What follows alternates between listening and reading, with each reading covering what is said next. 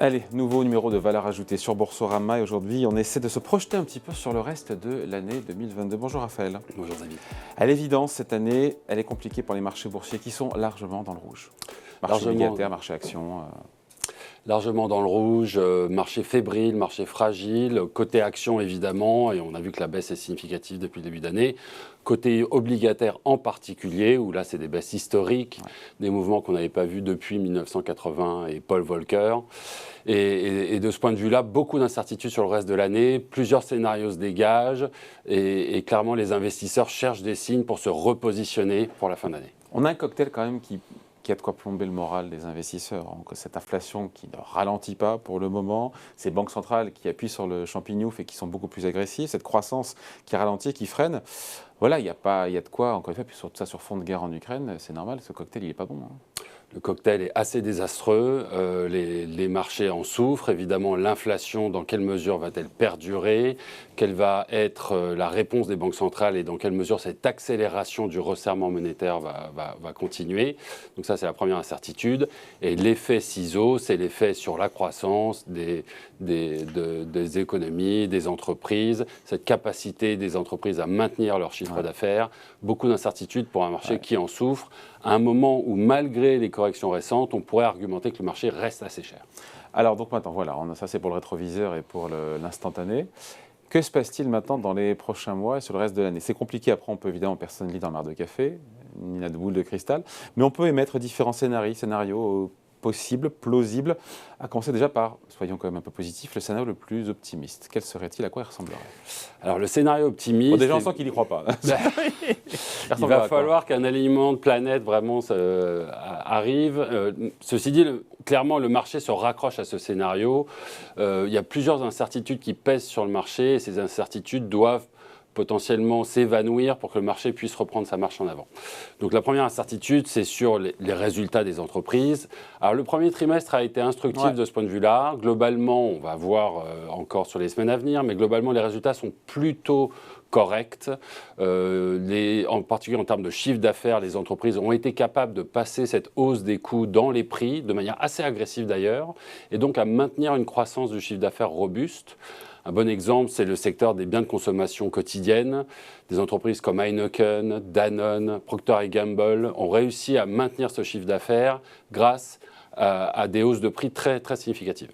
Et donc, globalement, la tonalité des managers sur les conférences d'annonce de résultats est plutôt positive. Ces managers d'entreprise reconnaissent les difficultés actuelles, mais semblent assez confiants sur le fait que le consommateur va pouvoir porter un petit peu la croissance des chiffres d'affaires. Donc ça, on oublie le cas Netflix quand même. Hein. Alors, il y a eu quelques catastrophes, vous avez raison. D'ailleurs, on parle souvent de dispersion, d'écart, de performance. On les retrouve aussi dans ces résultats. On a un grand pot pourri de performances différentes d'une entreprise à l'autre. Sur Netflix, c'est pas si dramatique que ça non plus. L'impact sur le cours était dramatique, mais bon voilà, ils ont un peu plafonné, perdu quelques clients, c'est pas non plus... Alors sur la dimension tech, on a une thématique assez particulière. Clairement, il y a une bulle de croissance sur la tech à la suite du Covid. Le Covid a finalement fait que la croissance des années à venir sur les segments technologiques a été amenée de quelques mois, quelques années plus tôt. Et aujourd'hui, l'ensemble du secteur technologique souffre de l'éclatement de cette bulle de croissance d'une part, qui, couplée à des multiples très élevés, des multiples de valorisation très élevés, fait que les valeurs technologiques souffrent énormément.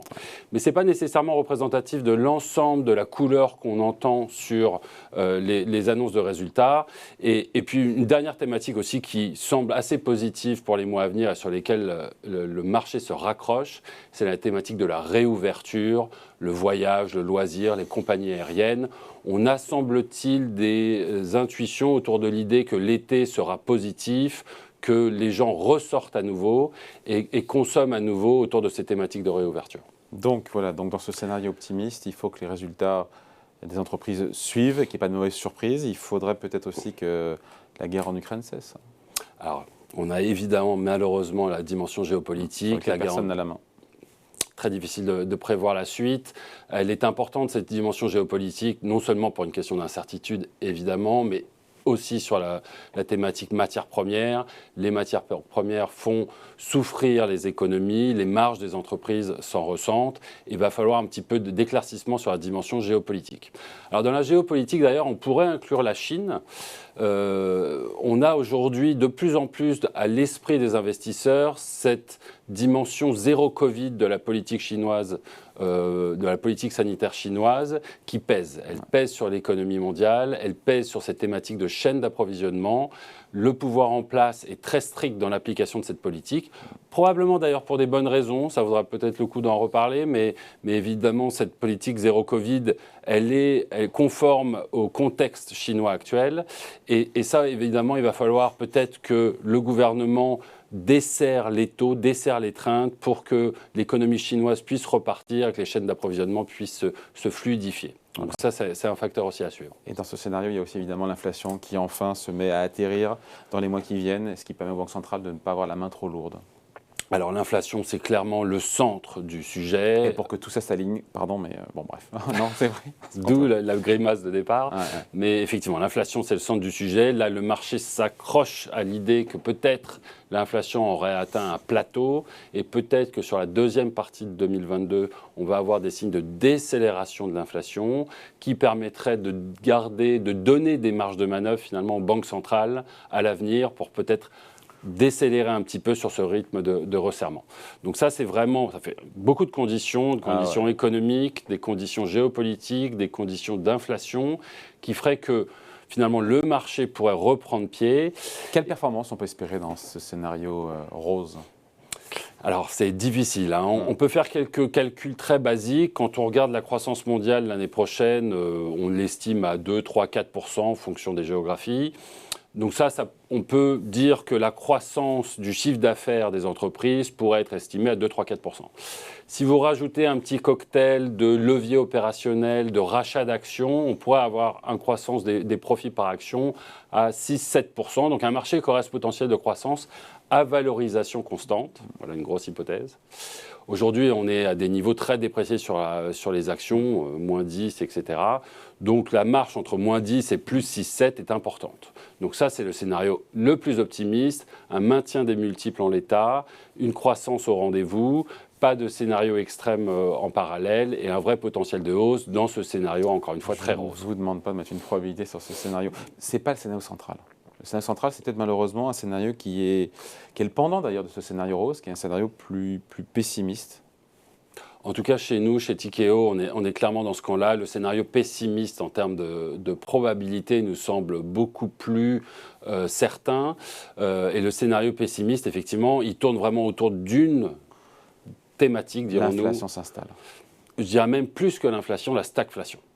Donc évidemment une dimension inflation et donc cet optimisme des marchés qui consiste à penser que l'inflation pourrait atterrir nous semble un petit peu trop optimiste, trop positif. L'inflation globalement elle a des caractères très structurels, alors des caractères de long terme dont on parle souvent chez Tikehau autour de la démographie, autour d'un pic de la mondialisation aussi, mais aussi lorsqu'on regarde plus communément ce qui se passe aujourd'hui, on a une inflation qui est très fortement portée par l'offre plutôt que la demande. Les entreprises ont du mal à produire. Et ça, cette dynamique de l'offre, elle est moins sensible aux thématiques de resserrement monétaire. Les banques centrales, lorsqu'elles resserrent, attaquent plus la demande qu'elles attaquent des problématiques d'offre. Donc ça, c'est clairement une thématique qui risque de perdurer. Avec des banques centrales qui sont très en retard. Des banques centrales qui sont évidemment très en retard. Pensez-y, on est aujourd'hui sur des taux négatifs, par exemple en Europe, sur le taux de dépôt de la Banque Centrale Européenne, à un moment où l'inflation est à 7,5. On est toujours sur une Banque Centrale qui continue à acheter du papier sur le marché secondaire, des programmes d'achat qui très sont... longtemps. Plus pour très longtemps, mais malgré tout... D'ici l'été, voire même le mois de juin sera fini. Absolument. Mais on est quand même sur une dynamique extrêmement expansionniste des banques centrales à un moment où le resserrement monétaire semble indispensable et urgent. Et donc, parler de banques centrales très en retard semble tout à fait approprié dans le contexte de marché actuel. Et dans ce scénario brutal et plus sombre, la croissance économique, le ralentissement est là aussi plus brutal. Et ça, c'est un vrai risque, un risque de trou d'air économique. On l'a dit, sur le premier trimestre, les résultats ont été persistants, résilients, mais le risque est grand que finalement cette croissance du chiffre d'affaires qu'on continue à constater sur le premier trimestre s'essouffle. Elle repose principalement sur ces réserves Covid que les consommateurs et les entreprises ont accumulées pendant le Covid, en particulier grâce aux endettements des États. Ça risque très fortement de s'essouffler. Cette capacité de passer les coûts dans les prix, le pricing power, lui aussi va s'essouffler. On ne peut pas augmenter les prix à l'infini de ce point de vue-là. Et puis on le constate chez Tikehau aussi, dans nombre de dossiers qu'on suit, il y a vraiment un risque d'effet ciseau chez les entreprises, une décroissance potentielle du rythme de croissance de chiffre d'affaires, d'une part parce que, encore une fois, on va passer beaucoup d'argent à la pompe ou à acheter de la nourriture au supermarché. Et des coûts qui augmentent. Les coûts augmentent chez tout à chacun. Et les marges. Donc un effet négatif sur la partie revenus et sur la partie profit, des marges qui sont compressées du fait de cette dynamique d'inflation, de matières premières ou de chaînes d'approvisionnement. On ne passe pas, Raphaël, sous silence le scénario du pire, et j'ai envie de me dire, mais ça peut être encore pire que ça. Qu'est-ce qu'on vient d'écrire là ? Déjà, c'est pas très rose, je m'en excuse. C'est vrai qu'à ça se rajoute... Non, mais on met tout sur la table. L'objectif de cette vidéo, c'est de mettre tous les scénarios sur la table. Hein. Absolument. Et donc, le dernier peut-être scénario dans ce cas-là, c'est un scénario de l'extrême. Et c'est vrai que finalement, ce risque de l'extrême, il est assez élevé aujourd'hui dans le marché. On a donc une dimension géopolitique dont on parlait. L'Ukraine est très difficile à prévoir. La suite du conflit est très difficile à prévoir. On a un vrai risque d'embrasement, peut-être nucléaire malheureusement, ou peut-être même d'extension du conflit à d'autres pays. On parle de la Moldavie, on verra, mais dans tous les cas, il y a un risque extrême ici. Sur le Covid aussi, et cette politique de zéro Covid en Chine, on pourrait voir peut-être un scénario s'emballer, dans un sens ou dans l'autre d'ailleurs. Si la Chine se met à resserrer l'étreinte, ça pourrait avoir un impact en termes de confinement. Aujourd'hui, 25% de la population chinoise est confinée d'une manière ou d'une autre. Donc c'est très important. 400 millions de gens, quoi. 400 millions de personnes. C'est très important. Si on arrivait à un confinement généralisé en Chine, là, il y aurait un vrai risque de scénario d'extrême. Voire même inversement, si la politique zéro Covid était amenée à être abandonnée, on a un risque sanitaire qui est fort, avec un pays qui a un système de santé plutôt fragile et un potentiel pour que le Covid reparte à travers la Chine. Donc des scénarios aussi extrêmes qui existent dans ce marché et qui incitent à la prudence. Pour celles et ceux qui nous ont suivis jusqu'au bout et qui sont encore en vie, qui ne sont pas encore pendus, non, sérieusement, on se dit quoi ? On tire une croix sur 2022 ?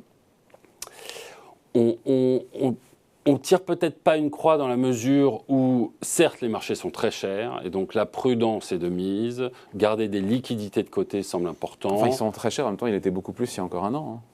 Ils étaient beaucoup plus, mais et tout le monde voulait acheter. Hein. Ils restent chers sur des historiques longs et peut-être qu'ils n'ont pas suffisamment corrigé compte tenu du contexte. Donc c'est clairement une thématique, être prudent dans son allocation. Maintenant, ce retour de la dispersion, ces écarts de performance, de rendement, de valorisation qui s'agrandissent entre les gagnants et les perdants. D'un secteur à l'autre, d'une entreprise à l'autre aussi. Exactement, et on le voit à travers la tech, par exemple, en ce moment, contre les industriels ou la réouverture. Il y a vraiment des grandes dichotomies de marché qui se mettent en place. Ça doit permettre de la sélection de valeur pour l'investisseur qui fera le travail fondamental d'analyser ces tendances et les business un par un. On doit pouvoir générer de la performance à travers cette sélection de valeur. Ouais. Il faut un thème, il faut bien discriminer parce que sinon on ne peut plus acheter le marché. Voilà, il faut... Et d'ailleurs, chercher les pépites. Quoi. Absolument. D'ailleurs, on dit souvent chez Tikehau, on est passé d'un marché d'allocation d'actifs qui était porté par une politique de taux bas depuis des années, à un marché de sélection d'actifs où il faut être aujourd'hui très exigeant dans le choix des valeurs qu'on fait dans son portefeuille. Allez, merci Raphaël. Merci David, à bientôt. Valeur ajoutée revient dans quelques jours, ici chez vous, sur Boursorama.